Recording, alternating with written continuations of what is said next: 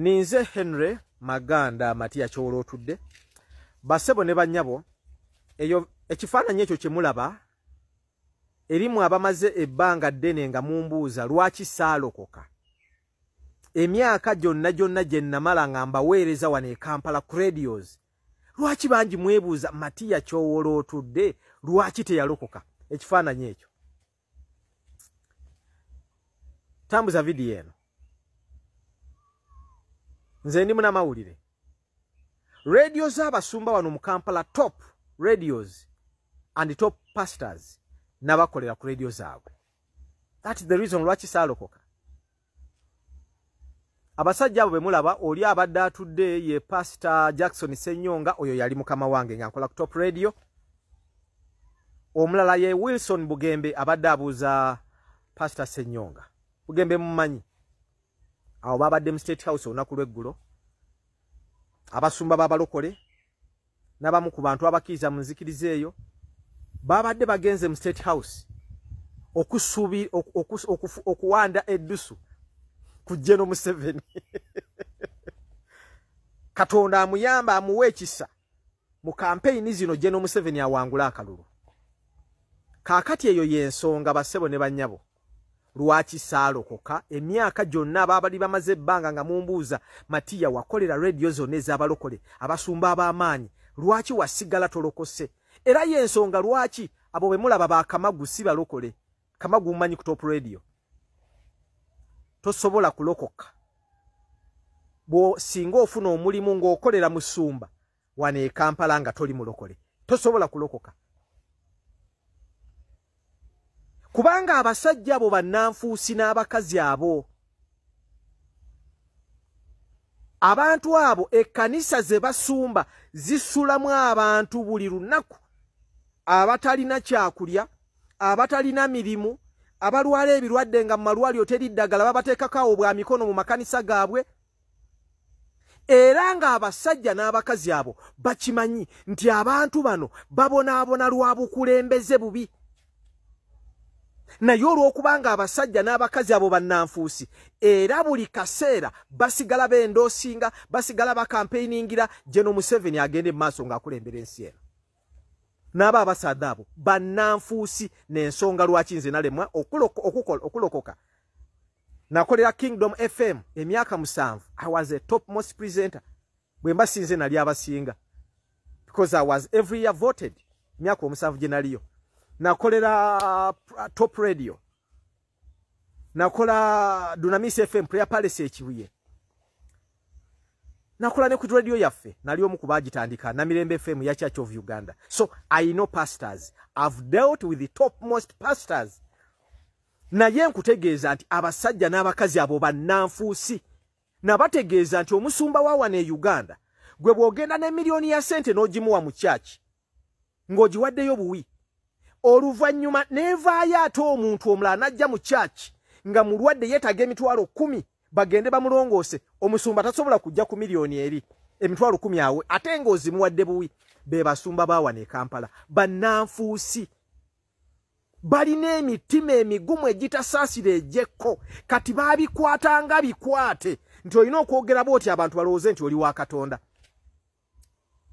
Bwe muba nti basajja mmwe nga bwe mwabadde entebe abasumba mwenna mundiddi muntegeera mwenna bwe muba nti Katonda gwe musinza talina busobozi kubabikkulira mufune amagezi okutegeera nti abantu abasula mu kyaki zammwe, abantu abasiba mu kanisa zammwe, abantu abafiira mu kyaki zammwe, abantu abajja n'obwana be bagobya abatalina mirimu nga basiba era basula mu kyaki, kiva ku bukulembeze bubi. Oyo Katonda gwe musinza mufu. Kambaire mu Lusoga. Bwe kiba nti mwe abasumba mwena nga bwe mwabayire entebe. Katonda tiyasobola gwe musinza kuba wakubiikulira mubeemu okutegeera nti abantu ababonaabonera mu church, abasiiba mu church, abasula mu church, abazira mirimu kiva ku bukulembeze bubi obuliwo buti. Oyo Katonda bw'abanga owaimwe azira busobozi kuba wakubiikulira okwo, Katonda waimwe mulambo gwafaira. Kubanga Katonda omulamu yandibaire nga yabawaire okutegeera nti abantu abasinga okusula mu kyacha ababona abantu bawaire obudulizi batwiba ku ebyaife bakola batya eitaka lyange baliiba emirimu gwange bakola baki bangemera ku mulimu atenze bankola bati byona byo ne bandibaire bibalaga katonda singa yali katonda we mulamu cyandi bali kimalo okubategeeza nti omuntu ebizibu bino byabitamu biva ku bukulembeze buchamu bwa General Museveni. But now here we are. Nti abasadde abananfuusi bano olw'okubanga batambulira ku bwongo bwa kusiduwaza abantu bo bafune bawagirole olw'okubanga abasadde n'abakazi bano balina ebikolobero bingi bye bakoze ku bannansi omuli okubatenduka ku bakabene omuli okuyiba ebintu by'abantu nga babalimbira mu biki mu byamagero n'ebintu biti ebingi buti batya General Museveni nti bw'avaawo gavumenti eyinza okwidda eyinza okutaawo abantu abandi batandika okubalondoolako kubanga abasumba abo balina ebikolobero bingi bibakoze ku bana Uganda. So bwe tubanga tuli mu struggle tulina okutegeera nti abantu bangi abali mu kanisa d'abalokole ng'abasadda n'abakazi abo balino babawudiisa babaire basabira General Museveni ajje mu maiso n'okulembera era beeyama okumukolera buli kimu kitambula talatibu. Olina amagezi olina omuntu otegeera abantu ebizibu bye balina byabadda mu kanisa yo. Imwe muli bamuuli ensoni abantu bafiira mu makanisa senyonge eri omuntu yafiira mu kyaki yetu agasoma amawulire. Abantu baida balimba abantu ezira batakulimba mbwe eriyo sala mu kanisa d'abalokole esobola okuwonya omuntu batabalimba. Katonda naawonya ti sala. Nendo nkubarayo omusumba mulala nze mbakoleire bonabona senyonga namukolera kiganda emyaka 7 Bishop Grievous Musisi aje wale mulago aje mu mukoba aje mulaga asabire kwa abantu babiri bati bawone oyo katemba I dealt ensi mumanyi nadiri nakolagana n'abana abasajja nja kuleta wana awards zize na wangule emyaka jona je maze mu radio z'abalokole wane Kampala radio etali ya abalokole je nakolera is Capital Radio je natandikira Capital FM. I know these people kyensonga lwaki nze salokoka bana abasajja bannanfuusi omuntu amanya amazima bw'olaba omuntu ng'ebikolwa byakola binyigiriza omuntu omulala n'osirika busirisi oba wenkanankana omusango n'oli anyigiriza.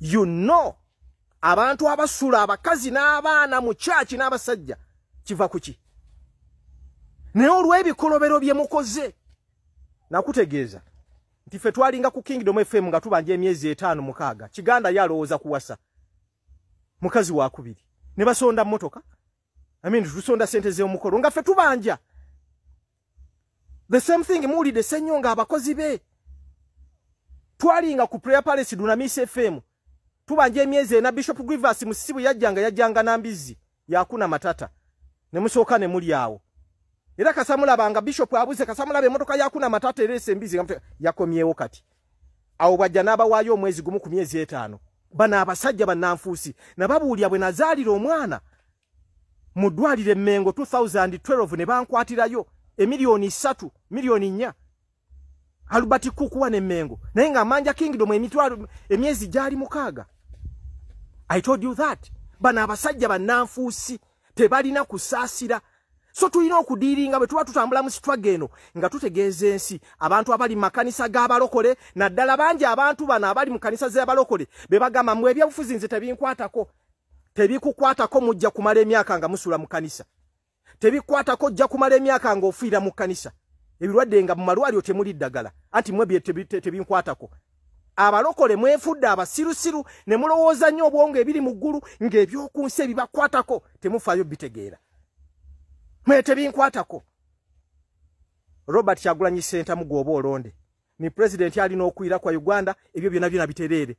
Abasumba babbi abantu ebintu byabwe wano bijja kudda.